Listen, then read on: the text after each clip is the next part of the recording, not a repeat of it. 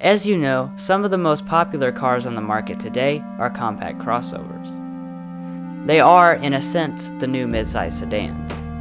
And things in the segment are really heating up this year, thanks to the top three all receiving a host of changes.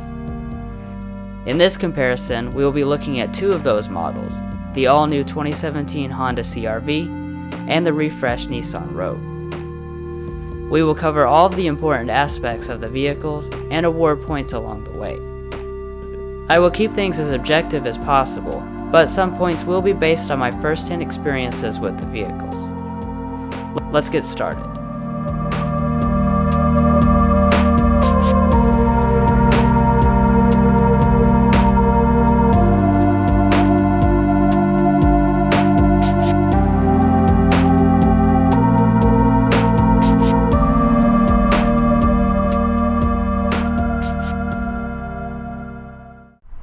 As always, we will start out the comparison by establishing the price and option levels of the two models. Starting with the CR-V, we have the EXL trim level, which starts at $29,295. Honda is known for not offering factory options, so as such there are only a few dealer accessories, all-wheel drive, and a destination charge added on. They drive the price up to a very reasonable $31,932. For the Rogue, we have the SL trim, which starts out just a wee bit higher than the EXL at $30,360. This Rogue adds all-wheel drive and a few accessories, however it also has the premium package, which adds in a panoramic moonroof and LED headlights. With destination, that brings the total up to $35,040. That premium package accounts for pretty much all of the $3,100 price difference between the two. However, the thing to keep in mind is that Nissan is far more willing to offer deep discounts on the Rogue. The current offer at the time of this video is $1,750 cash back, which erases a lot of the price advantage over the CR-V, which has no discounts. So, for all intents and purposes, they are even. The first thing we'll start out with is the key fobs. They are both fairly compact in footprint, but the Honda's feels much more substantial. They both have the standard affair of buttons, including one for the remote start systems. As the fobs imply, they both have smart entry systems, but on the Rogue you have to push the button to unlock versus just grabbing the door handle.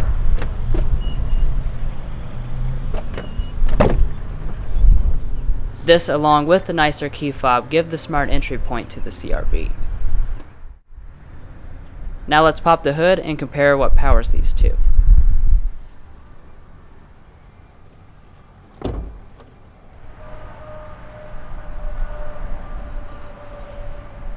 Under the hood, you will find both similarities and differences between the Rogue and CR-V. Starting with the engines, the Rogue stays on a more traditional route by using a naturally aspirated 2.5-liter 4-cylinder. It is rated for 170 horsepower and 175 pound-feet of torque. The CR-V, on the other hand, switches to a turbo this year, a 1.6-liter turbo 4-cylinder with 190 horsepower and 180 pound-feet of torque. For transmissions, they are very similar. They both use continuously variable transmissions with simulated gear changes, and paddles are not present on either. Fuel economy is very close despite the different powertrain solutions.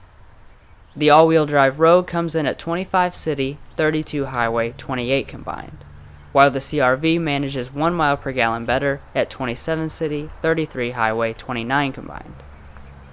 Regardless, these are two of the most efficient in the class. Now let's move on to the new exterior styling and features. The first thing I like to do is look at the front and rear styling in general. For 2017, the Rogue received sprucing up all around, especially in the front end. The V-Motion grille has been expanded to be much larger, and the bottom part is black to contrast with all of the other color options. The front of the CR-V is obviously completely new this year since this is an all-new model. It has a much more aggressive shape, and like the Rogue, it has chrome and black honeycomb areas. The top chrome piece integrates nicely with the headlight unit. The headlights themselves are halogens, but there are LED daytime running lights. The Rogue, on the other hand, has fully LED headlights with LED daytime running lights and auto high beams. Underneath are halogen fog lights, which the CR-V also has. Overall, I'm impressed by the premium look of both, but I'll give the edge to the Rogue for having full LED lighting. In the rear, the two don't look anything alike. For 2017, the CR-V looks much less anonymous and much more sculpted. It has always been known for its unique vertical tail lights, and they have been changed to curve inward now. Some of the elements are LED. The back of the Rogue is less distinct, but a few chrome accents do spice things up a little bit. The taillights are now LED, though like the CR-V, it's not every part of the unit. Overall, I find the Rogue's aesthetic to be a little more pleasing to the eye, though both look upscale. Now we will work our way through all of the features. Starting with the ground clearance, they are both tied at 8.3 inches. But the CR-V holds a slight advantage for turning diameter. Moving to the wheels, both models have 18-inch alloys with similar black accents. I find them both to be fairly attractive. As far as brakes are concerned, the Rogues are bigger and they are ventilated in the rear. Coming to the mirrors, they both have heating and power adjustability. Blind spot monitoring is also included. On the Rogue, it's on the inside pillar and in the mirror for the CR-V. The two crossovers share 3-year 36,000 mile bumper-to-bumper warranties and 5-year 60,000 mile powertrain warranties. Neither offers complimentary maintenance. Safety ratings are a huge concern for family vehicles like these, and both the CR-V and Rogue excel. They both scored the highest distinction of a Top Safety Pick Plus from the Insurance Institute for Highway Safety. They both also include several active safety technologies as equipped. On the Rogue, 2017.5 adds standard blind spot warning, rear cross traffic alert, and forward emergency braking. But lane departure prevention, intelligent cruise control, and pedestrian detection require another package available only on the SL, and we don't have it. The CR-V, meanwhile, has all of those features, and they are standard on everything but the very base LX trim. So the CR-V gets the point here. Towing probably isn't your biggest concern for cars like these, but the CR-V will get you 500 pounds more than the Rogue at 1,500 pounds.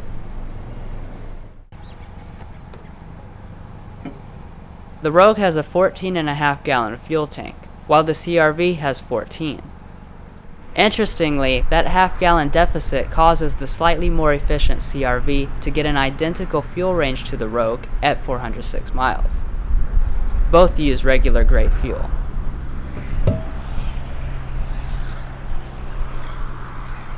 Well, that's pretty much it for the exterior, so let's go ahead and hop inside and see how close they are in there.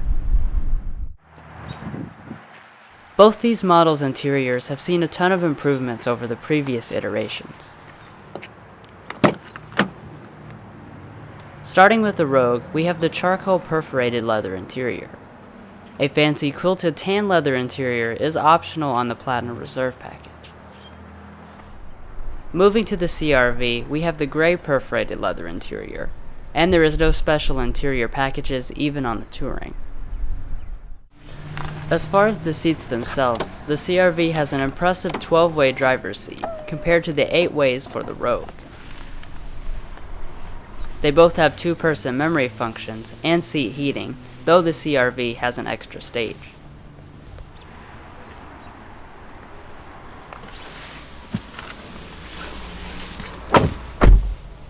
Getting inside the cabin, they both feel very spacious, and they both also look more luxurious than their price tags would suggest. And once you start poking around, that will be confirmed. The new CR-V uses a pleasing mix of materials, with soft touch plastic on the top and the middle. It also has some very realistic faux wood trim, and of course excellent build quality. The Rogue, however, manages to be even more upscale. It also uses soft touch plastic to cover the upper areas. but it uses a big leather piece with contrast stitching in the middle.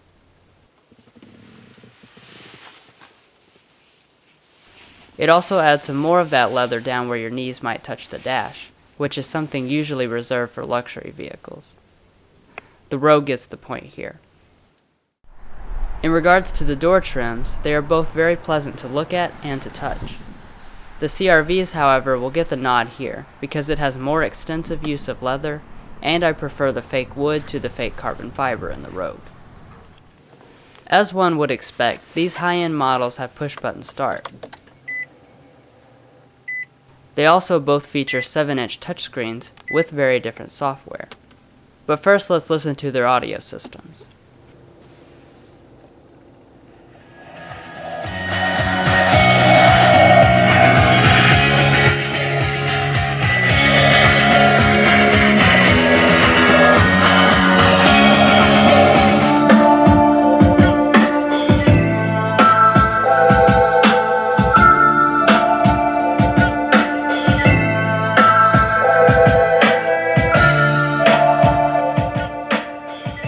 The CRV has 8 speakers and the Rogue 9, but regardless of that, the Rogue system has a richer sound to it, probably due to the subwoofer. Now let's quickly check out the infotainment systems.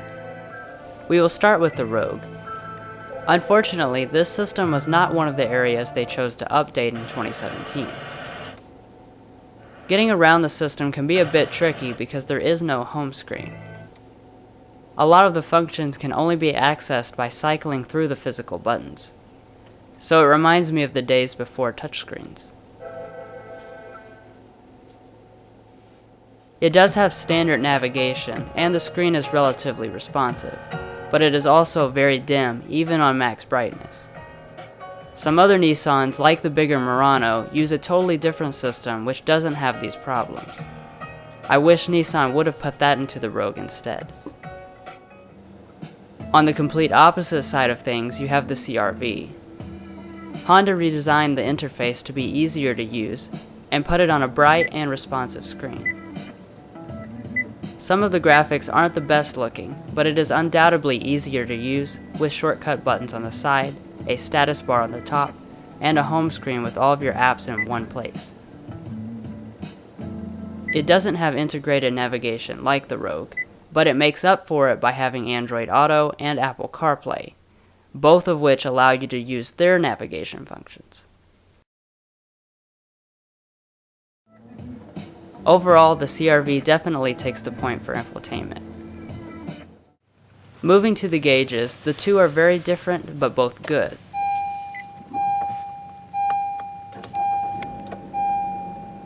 The Rogue has a traditional setup with a large 4.2-inch multifunction display, whereas the CRV uses a fully digital setup with a display integrated inside of it. The point here will go to the CRV for the added customizability. The Rogue fights back against the CRV's technology by having a steering wheel that looks like it was borrowed from Infiniti. While both are leather wrapped, the Rogue's is flat bottomed and heated. Obviously, families want these vehicles to have plenty of storage space, and they do. But the CRV has the advantage. At the center consoles, the CRV's innovative sliding function allows it to be at least twice as big.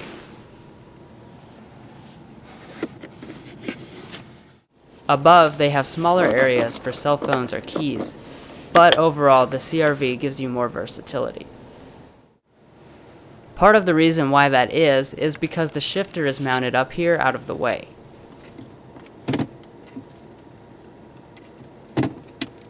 That said, I don't like the shifter itself because it's very hard.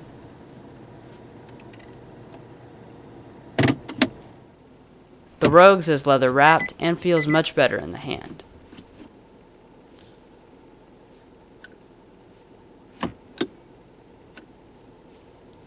When you shift into reverse, the Rogue gives you the around view monitor that Nissan pioneered. It's a very comprehensive setup with dynamic guidelines, moving object detection, and a variety of different views. By comparison, the CR-V's regular camera is rather lackluster. But I will say that it is still really nice, since the quality is great, the guidance lines are dynamic, and there are still different views.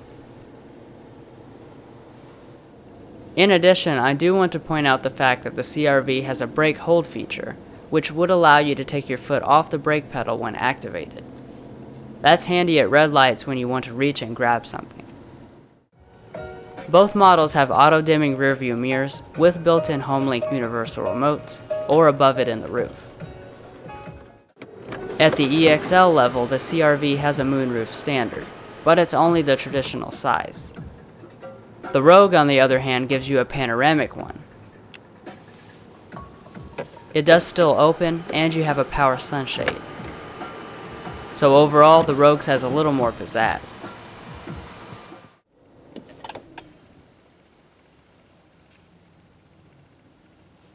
I think that covers just about everything in the interior, so let's check out the areas where the rest of the people will be. Both models are undisputably spacious in the rear quarters, but the CR-V has 40.4 inches of legroom and 39.2 inches of headroom, compared to 37.9 inches for legs and 38.5 inches for heads in the Rogue. After getting in, you will notice that both give you nice air vents, but only the CR-V includes 2 smart charging USB ports. Coming to the tailgate, they are both power, though the Rogue's is foot activated. That's not available until touring on the CR-V.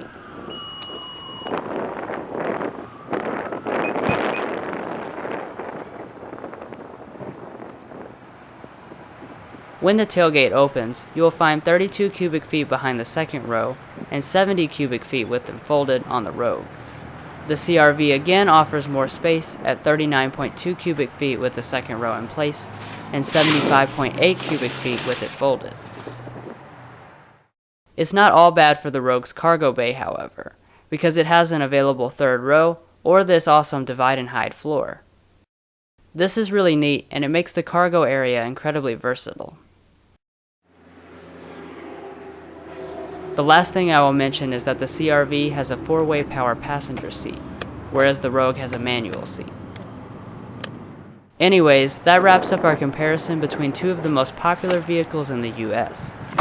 They are both extremely competent vehicles, and I honestly don't think you can go wrong with picking either. Hopefully this comparison gave you a good idea of the features and how they stack up against each other. Thanks for watching this Car Confections comparison, and be sure to subscribe for more comparisons and our signature full review videos. See you next time.